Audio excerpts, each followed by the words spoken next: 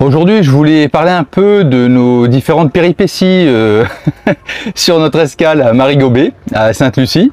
Donc dans cette vidéo, on va parler de bricolage électrique, on va parler de cette onde tropicale qui a traversé la zone Caraïbe pour remonter ensuite vers Haïti sous forme de tempête tropicale, les conséquences pour nous par rapport à notre production électrique, et puis aborder aussi la tentative de vol dont on a été victime là sur le bateau.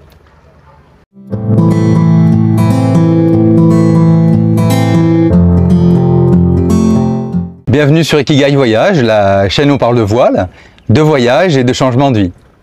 Alors nous sommes à Marigobé. Alors comme vous le voyez, je ne peux pas résister au plaisir de vous montrer ce magnifique panoramique. En plus on est tout seul. Sur le mouillage là, on est vraiment tout seul.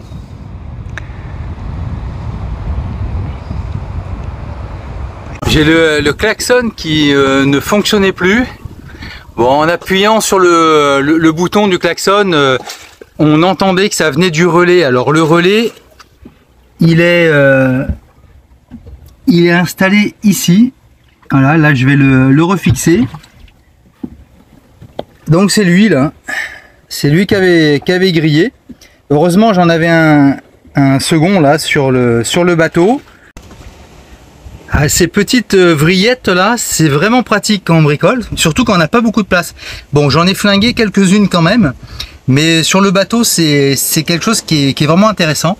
Bon bah lui c'est un peu l'objet du délit. Donc il a été remplacé et maintenant je fixe le nouveau.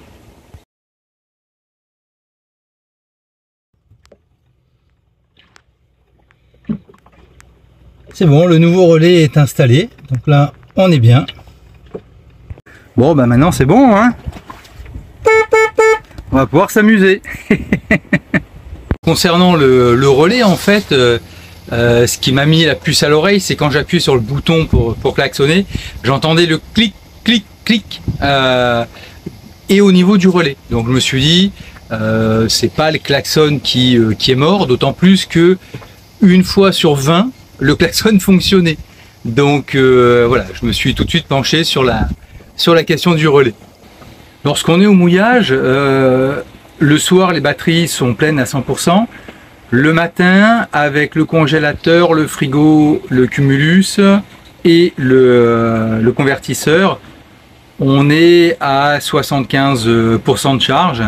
Et lorsqu'on enlève le congélateur, on est à 85. Voilà. Et puis après ça revient à 100% à la fin de la journée. Là avec la dernière onde tropicale, on a pris 3 jours très couverts. Donc un jour très couvert, un jour de pluie constante et puis un jour très couvert. Donc la question c'était, comme on produit très peu, quels sont les consommateurs qu'on va enlever. Donc le congélateur il était vide, bon, on l'a arrêté. Le cumulus, nous on s'en sert très peu finalement, enfin on s'en sert pas du tout même parce qu'on prend toujours les douches à l'eau à température ambiante. Ce que j'ai fait c'est que lui il est branché sur le 220 du convertisseur, donc pour le cumulus je lui ai mis un interrupteur, ce qui fait que j'ai pas besoin d'arrêter le convertisseur, je peux arrêter le cumulus indépendamment comme je peux arrêter le congélateur. Et puis ensuite enlever arrêter le convertisseur. Donc ça on peut les arrêter pendant la nuit et voir à combien pour limiter la perte, parce qu'on n'a pas de récupération finalement pendant la nuit, vu que nous on tourne que sur du solaire.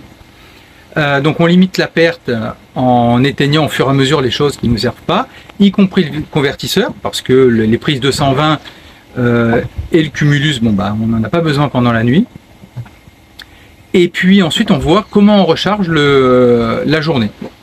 Donc on n'a pas eu besoin sur ces 3 jours de faire tourner le moteur, mais on était arrivé quand même à 50% de charge. Et la décision finalement qui nous a permis d'économiser le plus, ça a été d'arrêter le convertisseur, parce qu'en arrêtant le convertisseur et le cumulus, on gagne 25 watts et 25 watts, donc c'est pas beaucoup, mais quand on en produit 130, c'est pas mal. Là, on a 545 watts de production. Tout à l'heure, on était à 680. Mais alors, il suffit qu'un nuage passe pour tomber à 60. C'est vraiment incroyable. Donc la couverture nuageuse, voilà, il faut bien la prendre en compte et parfois même l'anticiper pour pas se retrouver en rade au niveau de la production de l'énergie. Et puis il y a des jours comme ça où on est en plein cagnard, il est midi, ça fait un quart d'heure que je fais tourner le dessal, on a commencé à 99,3 et on est à 99,4, donc on produit encore plus que ce que le dessal consomme. Ça continue à monter, c'est quand même pas mal. Bon bah voilà, ça y est, on est à 100%. Ça fait 3 quarts d'heure que le dessal tourne. Bon bah on va le laisser continuer, comme ça on va faire le plein avant de partir. Nous sommes à Marigobé et nous sommes vraiment les seuls sur le bassin. On va faire un 360 tellement c'est beau.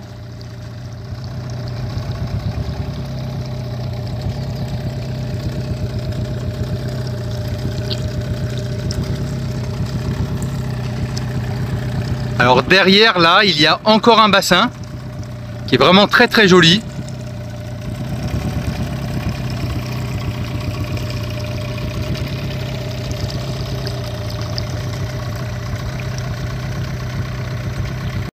C'est vrai que bon, Marigobé c'est très très beau. À chaque fois qu'on y va, on est sous le charme. Le mouillage est sympa en plus. Il n'est pas rouleur, il est très bien abrité. On est quasiment abrité à 360, ça ressemble un peu à un fjord en fait, hein. Voilà, et puis il y a une ambiance sympathique. Simplement, cette fois-ci, il nous est arrivé une mésaventure.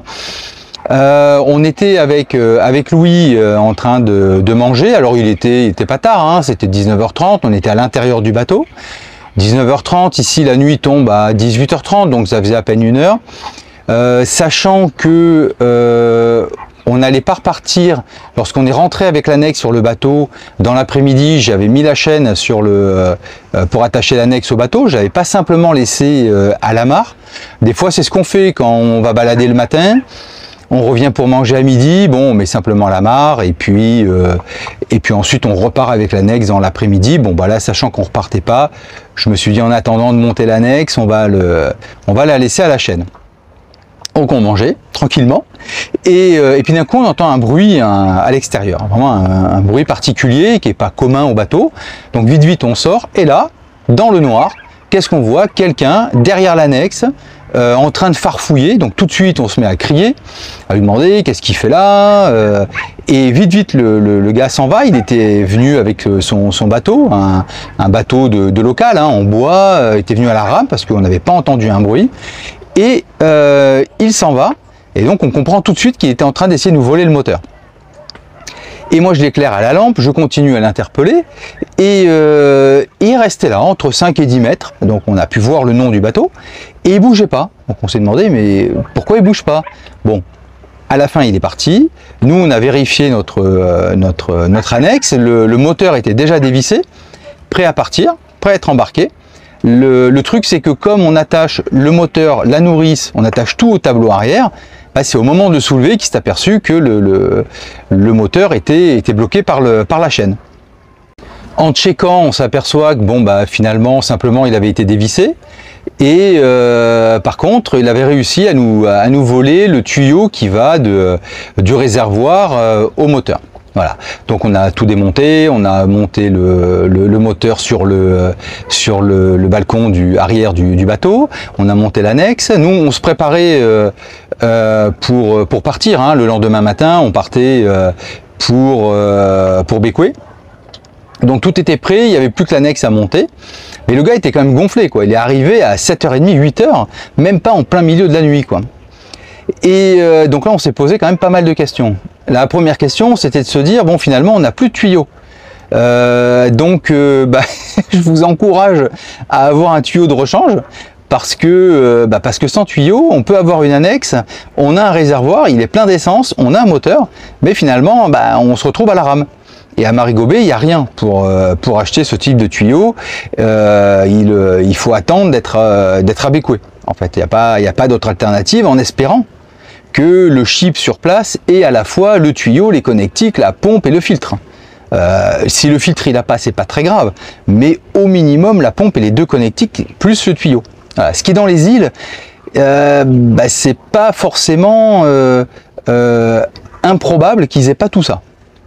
L'autre piste de réflexion, ça a été, au vu de la réaction du gars, ça a été, mais au final, qu'est-ce qu'on a à bord pour se défendre si quelqu'un, une ou plusieurs personnes, tentent de monter sur le bateau?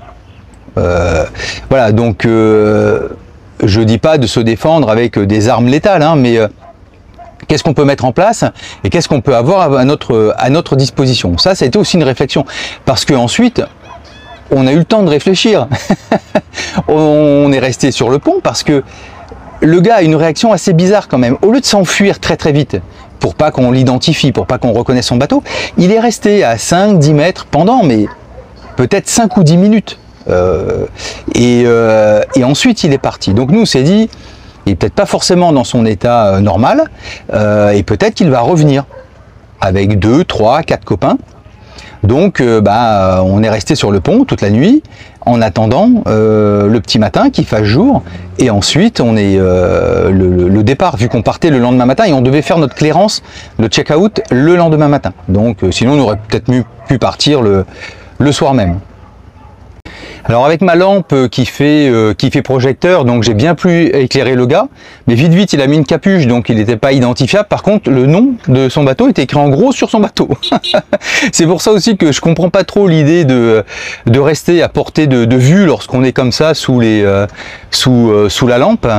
On était bien content aussi d'avoir une lampe relativement puissante pour pouvoir éclairer loin, tout autour du bateau, et notamment après quand on a fait la veille, on était content d'avoir ce type de lampe. Donc une lampe comme ça puissante, c'est quand même bien d'avoir ça à bord. Je l'ai signalé au gars du custom, et on est allé le signaler aussi à la police. Visiblement, il était quand même connu. C'est un local et il est connu sur la baie pour différents types de vols comme ça, un peu des vols à la sauvette en fait. Un peu avant la fin de journée, il y a un catamaran qui est venu se mettre à la bouée à peu près à notre hauteur. Lorsque ça s'est produit, ils étaient eux à bord de leur catamaran. J'ai essayé de les appeler à la VHF, je leur ai fait des signes, j'ai klaxonné. Ils n'ont pas trop compris ce que je voulais. Par contre, quand ils sont partis à terre avec leur annexe, j'ai reclaxonné, ils sont venus me voir. Donc le kata, c'est beau la vie.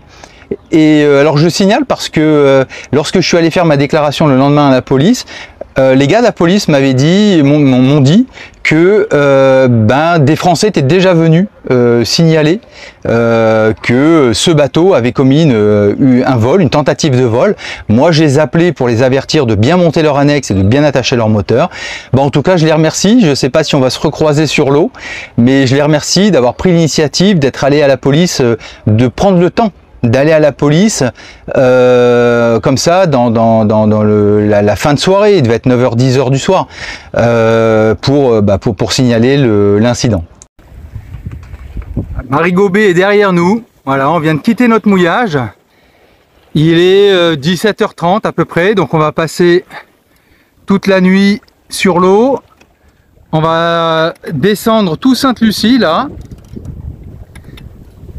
Ensuite le canal de Sainte-Lucie-Saint-Vincent, on descend tout Saint-Vincent, le canal entre Saint-Vincent et Bécoué, on devrait arriver à Bécoué à 8h demain matin.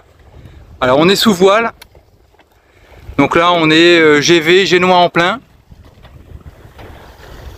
Alors on est bien réglé, c'est sympa, les penons sont contents. Ah, ça va être une belle nuit.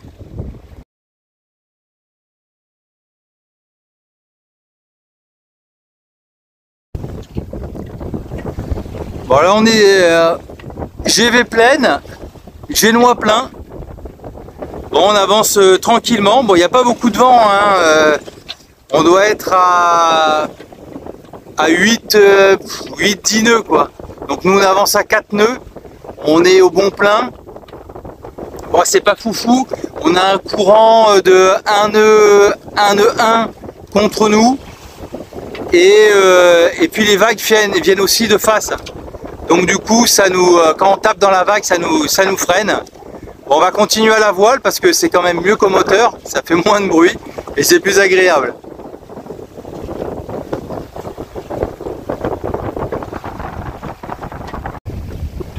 Le soleil se lève sur Saint-Vincent. Et en face, on arrive, on a Bécoué.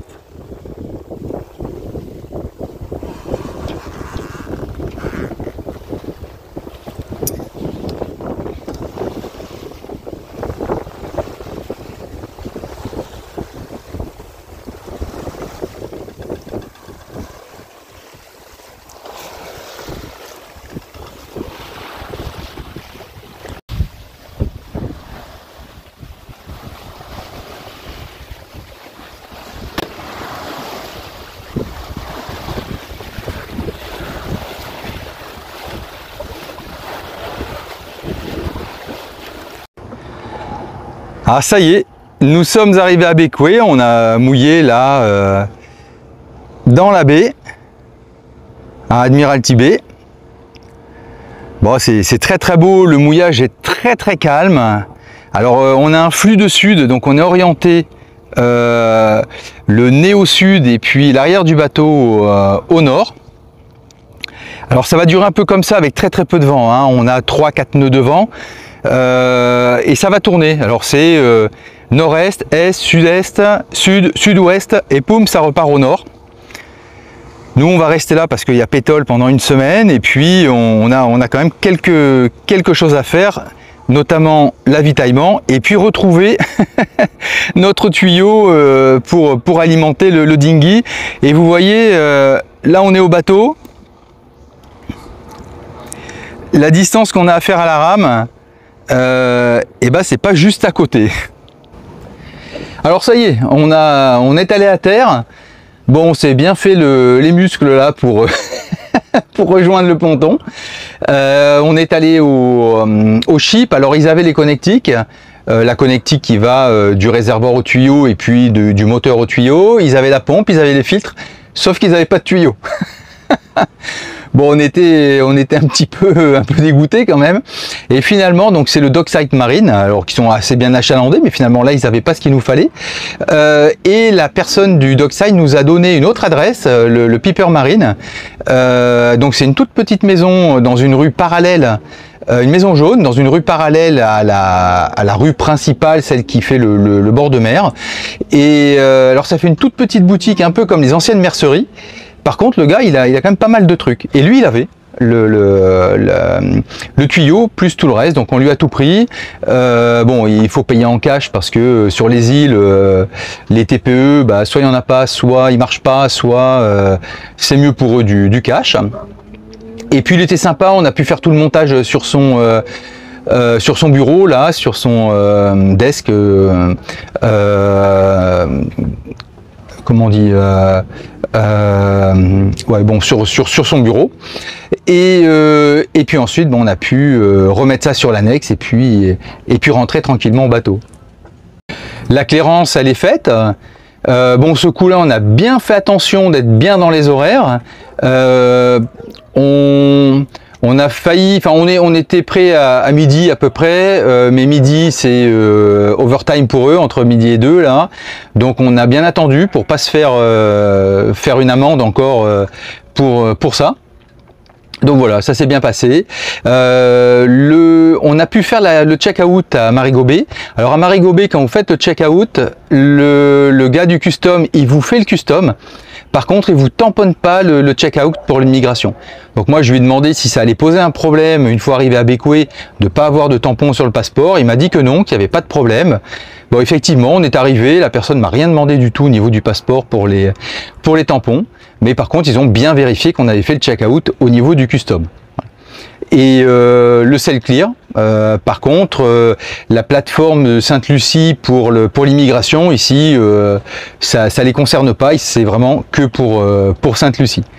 Donc nous, ben, on va profiter maintenant de cette escale-là. On va y passer 4 ou 5 jours, de toute façon, il n'y a pas de vent, donc on va pas partir plus tôt. Et surtout, ben, on va en profiter pour continuer à visiter.